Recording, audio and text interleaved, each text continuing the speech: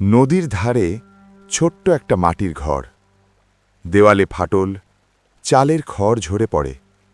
তবু ঘরটা ভেঙে পড়েনি, কারণ এই ঘরের ভেতরে বাস করে অভ্যেসের ভালোবাসা। ভোর হলে প্রথম যে শব্দটা শোনা যায়, সেটা মোরগের ডাক নয়, নদীর গান। ঢেউ এসে পাড়ে লাগে, আবার সরে যায়, ঠিক যেন কেউ নিঃশ্বাস নিচ্ছে।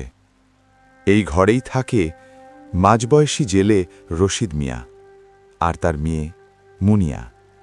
রশিদের স্ত্রী অনেক বছর আগে এই নদীতেই হারিয়ে গেছে।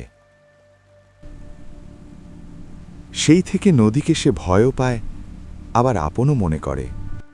নদী তার রুজি, নদী তার শোক। প্রতিদিন ভোরে রশিদ জাল কাঁধে নিয়ে নৌকায় নামে। মুনিয়া দরজার সামনে দাঁড়িয়ে বলে, আব্বা, আজ সাবধানে যাইয়েন। রশিদ হাসে, কিছু বলে না।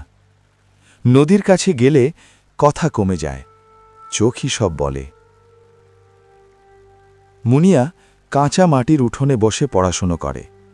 স্কুলে যেতে হলে নদী পার হতে হয়।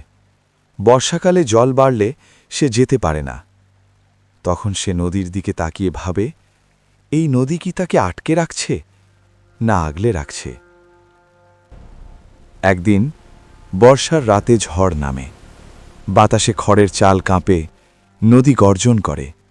রশিদ তখনও ফেরেনি। মুনিয়া প্রদীপ জ্বালিয়ে দরজায় বসে থাকে। নদীর গানের সুর বদলে যায়, এখন সেটা ভয়ঙ্কর।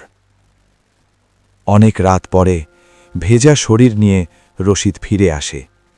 জাল ছেঁড়া, মুখ ক্লান্ত, কিন্তু চোখে বেঁচে ফেরার আলো।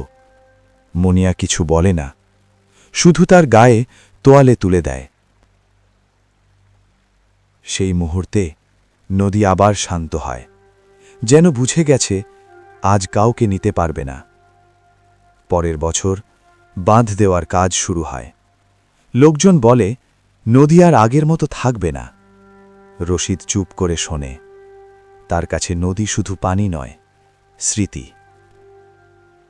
নদীর ধারে সেই মাটির ঘর এখনো দাঁড়িয়ে, হয়তো কাল ভেঙে যাবে, হয়তো থাকবে।